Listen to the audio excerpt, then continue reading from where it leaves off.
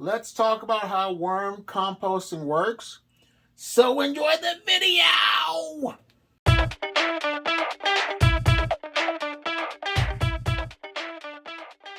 Well, hello. When it comes to worms, they're not really hard to take care of. The problem is us. And we overthink things, and that's why we have problems. But all you need to do is find a location where the worm bin will be warm, with temperatures ranging within 50 to 80, with red wigglers and European night crawlers.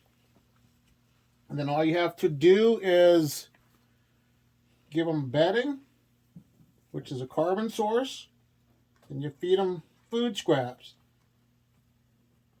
And then once you get that established, you just make sure that the temperature is at a good range for your worms, and don't bother them for a couple of weeks once the system's going well, because worms, what they will do, they will just eat, multiply, poop, and continue the cycle.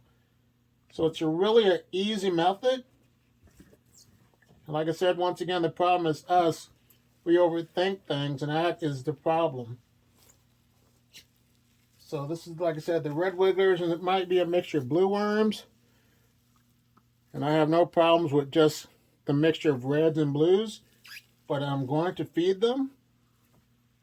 So I'm going to give them a nice thing of food. And also, when it comes to your worms, you have to figure out how many worms you have compared to how much food scraps they will consume. So that's one thing to look into. And if you're going to get worms, I would recommend and encourage you to get worms now, because prices will go up pretty soon.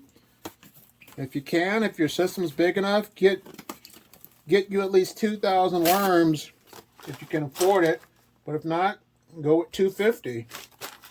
And try to get worms that are worms that compost, such as red wigglers, blues, night crawlers, European night crawlers, and African night crawlers. And what I do, I freeze my food and let it thaw out.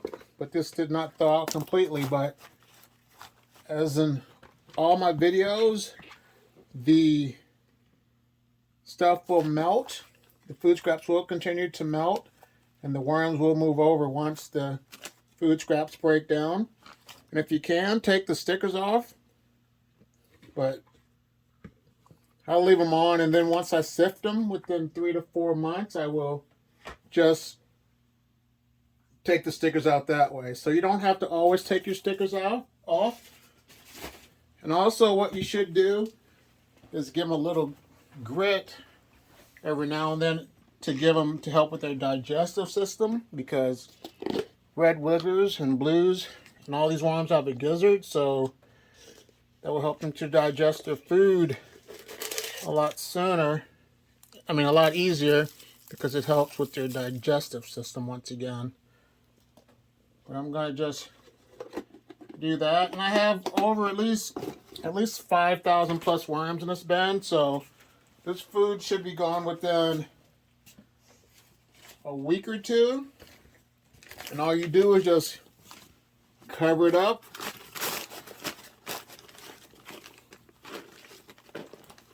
with some bedding, and that helps to prevent fruit flies and whatever to come into your bin. And then you don't bother these worms for about 2 weeks. They'll be just fine. So now it's time to look at another worm bin with some Euros in it. European night crawlers are a pretty easy worm to raise as well. When you first get them, they're going to be nice and thick, and what you do to keep them fat is you just give them stuff that we call worm chow, and that's how you fatten your worms up. But my bins, they run usually pretty wet because they're in the basement and the moisture gets in there. But like I say, my worms are doing just fine, so I'm not worried about it because they're surviving and they're not drowning and the band is running great. And when it comes to worm farming, don't compare yourself to others. What you need to do is just look at people's videos, pick and choose how they're being successful, and go with that method to apply to your system. But they're going to get some food, so let me prepare a spot so I don't freeze them.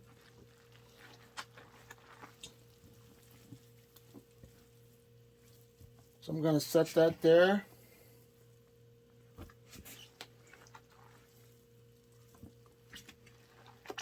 Give them some bedding to help with the moisture, which is this newspaper and some cardboard.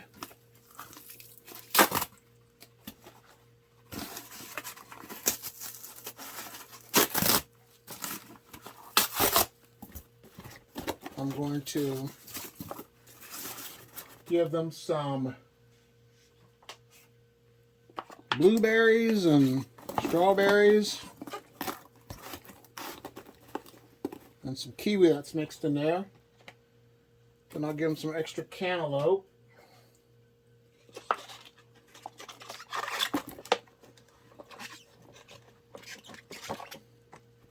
And then let me move that around for a second. Put my paper on top to help with the moisture issues as well, and also help keep it dark in there. So I'm just gonna set this right here on top. Then I will add a cover sheet on top also to help with some of the moisture and to keep it dark in there for my worms. So this one's good to go. I didn't add any grit for now, but I'm going to call this one good and look at my other worm bin with the Euros.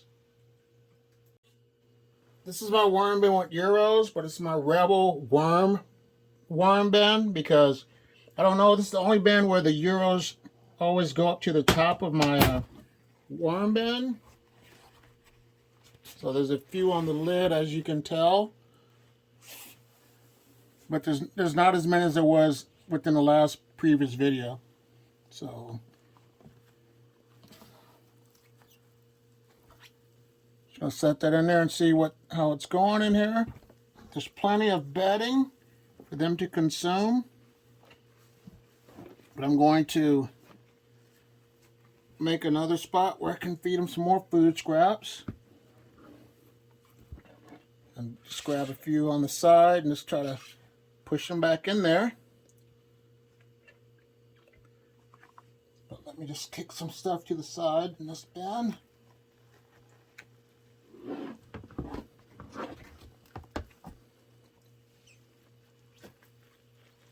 There we go.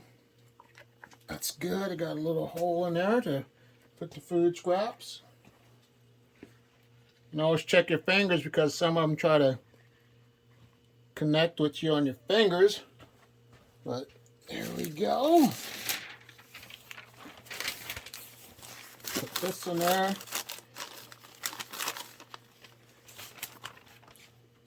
Give them this right here.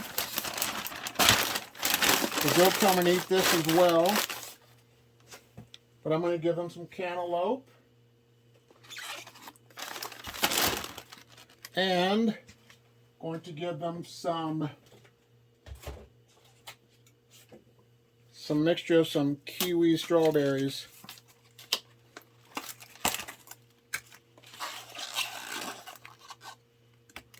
And some blueberries.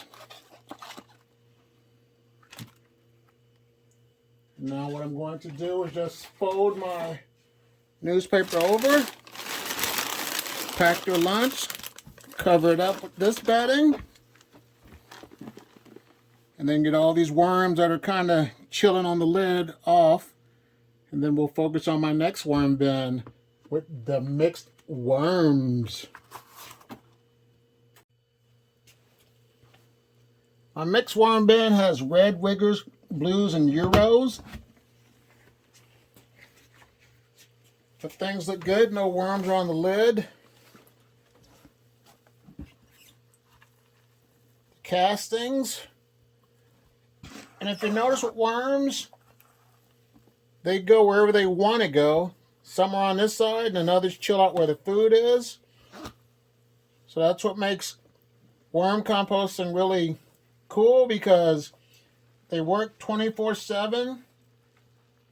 Every now and then you just have to come in and get in here and turn the bedding over, and your worms just keep, like I said, producing your nice worm castings, and you convert that into your rich garden soil that you apply to your plants and your fruits and vegetables. So let me give them some blueberries and strawberries.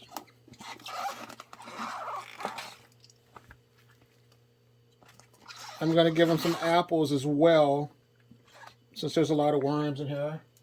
Give them apples. They consider it to be a slow food. There's no match to a nice batch of worms. So there we go. Let me cover it up. And this should be good for about 2 weeks, easily. But if I had a lot more worms, I'd have to come feed them a lot more often, but I try to feed my bins at least 1 to every 2 weeks, and that's what works best for me. But use what works best for you once again. So I'm going to cover it up with the paper, and then look at my other worm bin with the junk mail in it. This is my junk mail worm bin. We're adding some more mixed worms to help multiply this population. There's not a lot of worms in it for now, but there will be soon, and there's no rush. So this one won't consume food scraps as quick as the other bins, but that's how it is. You gotta just take it slow when you don't have a lot of worms, and soon they will multiply. So I'm going to give them some apples.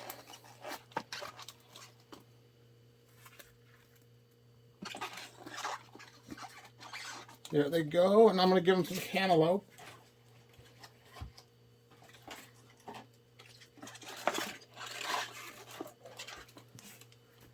Throw that right here. And this should tide them over for about 2 weeks as well. I'll come back and see if that was too much food. But it won't be, once again, no match for the worms, because they consume food scraps really quick.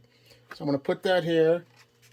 Let me try to open that up a little bit, because this stuff does get matted down, and I'm going to help them to help digest and consume this a lot sooner.